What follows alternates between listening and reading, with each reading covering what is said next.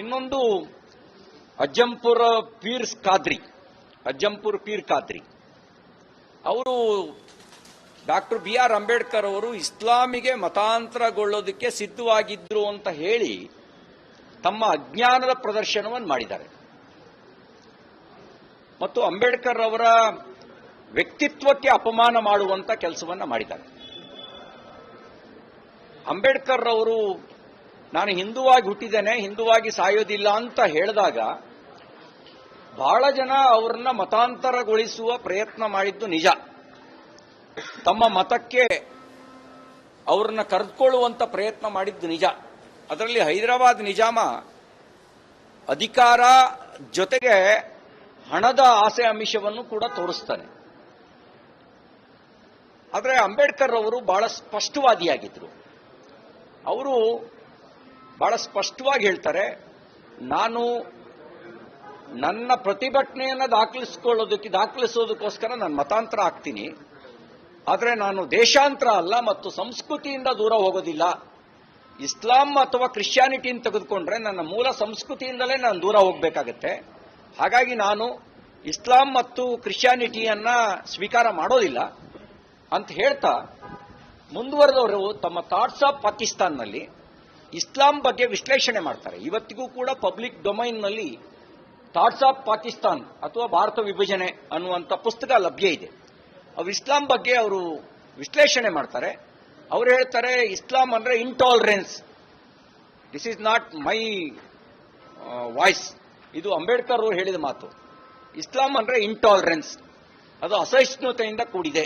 ಇವತ್ತಿಗೂ ನಿಮಗೆ ಪಬ್ಲಿಕ್ ಡೊಮೈನ್ನಲ್ಲಿ ಲಭ್ಯ ಇದೆ ಅದು. ಎರಡನೇದು ಮುಂದುವರೆ ಹೇಳ್ತಾರೆ, ಇಲ್ಲಿ ಮಹಿಳೆಯರಿಗೆ ಸಮಾನ ಹಕ್ಕಿಲ್ಲ, ಮಹಿಳೆಯರನ್ನ ಗುಲಾಮರ ರೀತಿಯಲ್ಲಿ ನಡೆಸ್ಕೊಳ್ಳುತ್ತೆ ಮತ್ತು ಈ ಬುರ್ಕಾ ಪದ್ಧತಿಯು ಕೂಡ ಗುಲಾಮಗಿರಿಯ ಪ್ರತೀಕ ಅನ್ನೋ ಮಾತನ್ನ ಅಂಬೇಡ್ಕರ್ ಅವರು ಥಾಟ್ಸ್ ಆಫ್ ಪಾಕಿಸ್ತಾನಲ್ಲಿ ವಿಶ್ಲೇಷಣೆ ಮಾಡ್ತಾರೆ. ಮುಂದುವರೆದವರು ಹೇಳ್ತಾರೆ, ಅಲ್ಲಿಂದ ಮುಂದುವರೆದವರು ಮಾತಾಡ್ತಾ ಹೇಳ್ತಾರೆ, ಇಸ್ಲಾಂ ಅಡ್ರೆಸ್ ಮಾಡಿರೋದು ಬ್ರದರ್ಹುಡ್ ಅನ್ನುವಂಥ ಭಾಯಿಚಾರ ಏನಿದೆ ಅದು ಕೇವಲ ಮುಸಲ್ಮಾನರಿಗೆ ಮಾತ್ರ, ನಾಟ್ ಆಲ್ ಮ್ಯಾನ್ ಕೈಂಡ್ ಅಂತ ಹೇಳ್ತಾರೆ. ಅಂದ್ರೆ ಎಲ್ಲ ಮಾನವರಲ್ಲಿ ಅದು ಬ್ರದರ್ಹುಡ್ ಅನ್ನ ಬೆಳೆಸೋದಿಲ್ಲ, ಭಾಯಿಚಾರವನ್ನ ಇಟ್ಕೊಂಡಿಲ್ಲ. ಕೇವಲ ಮುಸ್ಲಿಮರಿಗೆ ಮಾತ್ರ ಅದು ಭಾಯಿಚಾರವನ್ನ ಮಾಡುತ್ತೆ. ಅದರ್ ಮ್ಯಾನ್ ಕೈಂಡ್ ಅದು ಅಡ್ರೆಸ್ ಮಾಡೋದಿಲ್ಲ ಅಂತಕ್ಕಂಥ ಮಾತು ಹೇಳ್ತಾರೆ. ಆಮೇಲೆ ಮುಂದುವರೆದು ಅವರು ಸಮಷ್ಟಿಯನ್ನ ಅಡ್ರೆಸ್ ಮಾಡೋದಿಲ್ಲ. ಅಂದ್ರೆ ಸಮಷ್ಟಿಯನ್ನ ಅಂತಂದ್ರೆ ಪ್ರಕೃತಿಯನ್ನಾಗಲಿ ಉಳಿದ ಪ್ರಾಣಿ ಪಕ್ಷಿಗಳ ಬಗ್ಗೆ ಆಗಲಿ ಅದು ಅಡ್ರೆಸ್ ಮಾಡೋದಿಲ್ಲ ಅಂತಕ್ಕಂಥ ಮಾತನ್ನು ಅವ್ರು ಹೇಳ್ತಾರೆ. ಇದನ್ನ ಅಜ್ಜಂಪುರ್ ಪೀರ್ ಕಾದ್ರಿ ಅವರು ಓದಬೇಕಾದ ಅವಶ್ಯಕತೆ ಇದೆ. ಯಾಕೆ ತಾನು ಇಸ್ಲಾಮಿಗೆ ಸೇರೋದನ್ನ ನಿರಾಕರಿಸಿದ್ರು ಅನ್ನೋದನ್ನ ಅಂಬೇಡ್ಕರ್ ಅವರು ಆ ಥಾಟ್ಸ್ ಆಫ್ ಪಾಕಿಸ್ತಾನ್ ಓದಿ ಅಜ್ಜಂಪುರ್ ಕಾದ್ರಿ ಅವರೇ ಆಗ ತಮ್ಮ ಅಜ್ಞಾನದ ಹೇಳಿಕೆಗೆ ಜ್ಞಾನದ ಬೆಳಕು ಸಿಗುತ್ತೆ ಅಂತಕ್ಕಂಥ ಮಾತನ್ನ ಹೇಳಿಕ್ ಬಯಸ್ತೇನೆ. ಯಾವುದನ್ನ ಅವರು ಸಹಿಷ್ಣು ಭಾವನೆ ಇಲ್ಲ ಅಂತ ಹೇಳಿದ್ ಮಾತ್ರ ಅಲ್ಲ, ಮುಂದುವರೆದ ಅದೇ ಥಾಟ್ಸ್ ಆಫ್ ಪಾಕಿಸ್ತಾನಲ್ಲಿ ಹೇಳ್ತಾರೆ, ಟರ್ಕಿ ಮತ್ತು ಗ್ರೀಕಿನ ಉದಾಹರಣೆ ಕೊಟ್ಟು ಎಕ್ಸ್ಚೇಂಜ್ ಆಫ್ ಪಾಪ್ಯುಲೇಷನ್ ಬಗ್ಗೆ ಅವರು ಎಕ್ಸ್ಪ್ಲೈನ್ ಮಾಡ್ತಾರೆ. ಟರ್ಕಿ ಮತ್ತು ಗ್ರೀಕ್ನಲ್ಲಿ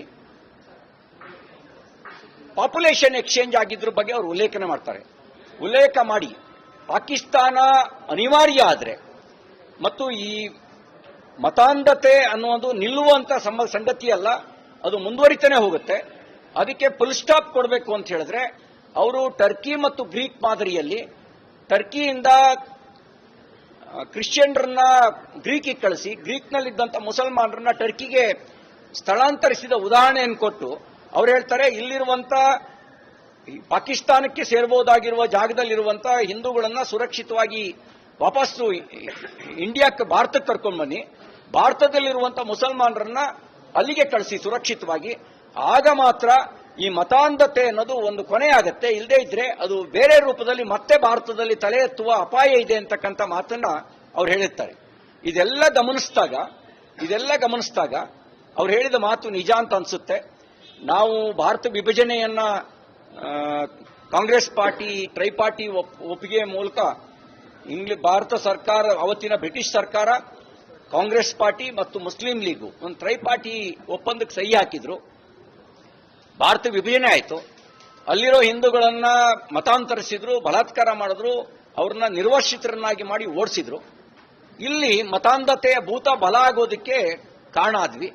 ವಕ್ಫ್ ಬೋರ್ಡ್ ಹೆಸರಿನಲ್ಲಿ ಇವತ್ತು ನಮ್ಮ ಭೂಮಿಯನ್ನ ಕಿತ್ಕೊಳ್ಳುವಂತ ಕೆಲಸ, ರೈತರ ಭೂಮಿಯನ್ನ, ದಲಿತರ ಭೂಮಿಯನ್ನ ಕಿತ್ಕೊಳ್ಳುವಂತ ಕೆಲಸ ನಡೀತಾ ಇರೋದು ನಾವು ನೋಡ್ತಾ ಇದ್ದೀವಿ.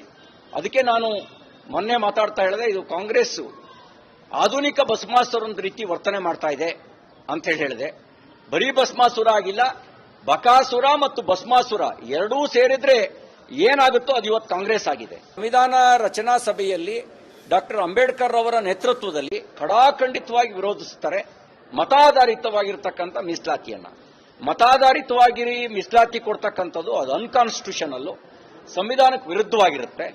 ಹಾಗೆ ಮತಾಧಾರಿತ ಮೀಸಲಾತಿ ಅದು ಬಹುಶಃ ಪಾಕಿಸ್ತಾನದಲ್ಲೂ ಇಲ್ಲದೆ ಇರುವಂಥದ್ದನ್ನ ಇಲ್ಲಿ ಕೊಡುವಂಥದ್ದು. ಕಾಂಗ್ರೆಸ್ ಒಂದು ಪಾಕಿಸ್ತಾನದ ರಚನೆ ಮಾಡಿ ದೇಶ ಒಡೆದು ಹಾಳು ಮಾಡಿದ್ದು ಸಾಕಾಗದು ಅಂತ ಹೇಳಿ ಮತ್ತಷ್ಟು ಅಪಚಾರ ಬಗೆಯುವಂತ ಕೆಲಸ ಮಾಡ್ತಾ ಇದೆ. ಅಲ್ಲಿಗೆ ಕಾಂಗ್ರೆಸ್ಸಿಗೆ ಸಂವಿಧಾನದ ಮೇಲೆ ನಂಬಿಕೆ ಇಲ್ಲ. ಸಂವಿಧಾನದ ಮೇಲೆ ನಂಬಿಕೆ ಇಲ್ಲದೆ ಶರಿಯಾವನ್ನ ಸಂವಿಧಾನದ ಮೇಲೆ ಹೇರಕ್ ಹೊರಟಿದೆ. ಹಾಗಾಗಿ ಸಂವಿಧಾನ ಉಳಿಸ್ಕೊಳ್ಬೇಕು ಅನ್ನುವಂಥವ್ರು ಎಲ್ಲರೂ ಈ ಶರಿಯಾ ಹೇರಿಕೆಯ ನೀತಿ ವಿರುದ್ಧ ಒಂದಾಗಬೇಕು ಅಂತ ನಾನು ವಿನಂತಿ ಮಾಡ್ತೇನೆ.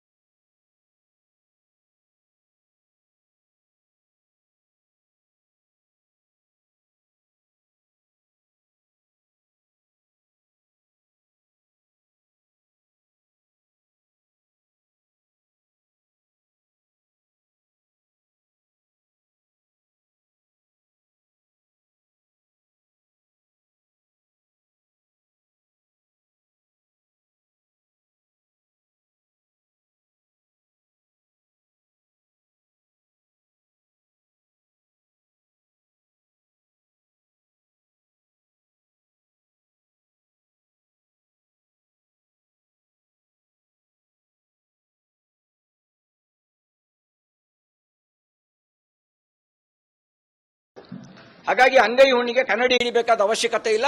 ನಿಮ್ ಭ್ರಷ್ಟಾಚಾರ ಆತ್ಮಸಾಕ್ಷಿ ಸತ್ತೋದವರು ಮಾತ್ರ ಹೀಗೆ ಪ್ರಶ್ನೆ ಮಾಡ್ತಾರೆ. ಆತ್ಮಸಾಕ್ಷಿ ಇದ್ರೆ you have to take action. You should take action ತಗೋತಿದ್ರಿ.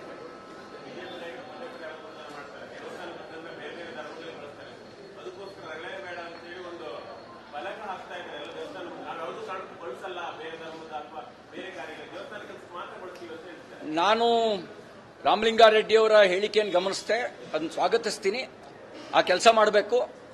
ಮತ್ತು ಈಗಾಗಲೇ ನಿಮ್ಮ ಪಾರ್ಟಿ ಮಾಡಿರುವ ಪಾಪಕ್ಕೆ ಪ್ರಾಯಶ್ಚಿತ್ತನೂ ಮಾಡ್ಕೊಳ್ಬೇಕು. ನಮ್ಮ ದೇವಸ್ಥಾನದ ಆಸ್ತಿ ಕಿತ್ಕೊಂಡ್ರಿ.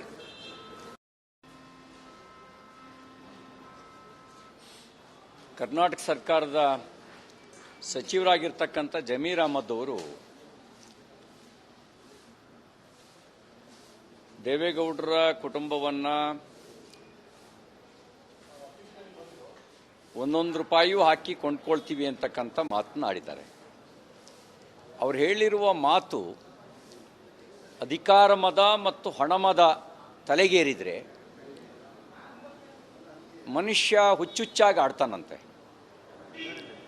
ಇವರಿಗೆ ಅಧಿಕಾರ ಮದ ಮತ್ತು ಹಣಮದ ಆ ರೀತಿ ಹುಚ್ಚುಚ್ಚು ಮಾತುಗಳನ್ನು ಆಡಿಸಿದೆ ಅಂತ ಅನಿಸುತ್ತೆ. ಈ ಅಧಿಕಾರ ಮದ ಮತ್ತು ಹಣಮದದ ಹುಚ್ಚನ್ನು ಜನ ಮಾತ್ರ ಇಳಿಸೋದಕ್ಕೆ ಸಾಧ್ಯ. ಅದಕ್ಕೆ ನಾನು ಜನತೆ ಹತ್ರ ವಿನಂತಿ ಮಾಡ್ತೀನಿ, ಸನ್ಮಾನ್ಯ ಜಮೀರ್ ಅಹಮದ್ ಅವ್ರ ಹತ್ರ ಲೂಟಿ ಹೊಡೆದ ಹಣ ಒಕ್ಕಲಿಗರನ್ನು, ಹಿಂದೂಗಳನ್ನು ಕೊಂಡ್ಕೊಳ್ಬೋದು ಅನ್ನುವಂಥ ಸೊಕ್ಕನ್ನು ಮೂಡಿಸಿದೆ. ಪ್ರಾಮಾಣಿಕವಾಗಿ ದುಡಿದವನು ಒಂದೊಂದು ಪೈಸೆಗೂ ಲೆಕ್ಕ ಇಡ್ತಾನೆ, ದುರಹಂಕಾರದ ಮಾತಾಡಲ್ಲ. ಹಡಬಿಟ್ಟಿ ದುಡ್ಡು, ಹೊಡೆದು ದುಡ್ಡು ಬಂದವರು ಮಾತ್ರ ಈ ಥರದ ದುರಹಂಕಾರದ ಮಾತಾಡ್ತಾರೆ. ಲೂಟಿ ಹೊಡೆದ ಹಣ ಭಾಳ ಇದೆ ಅಂಥೇಳಿ ಅನಿಸುತ್ತೆ.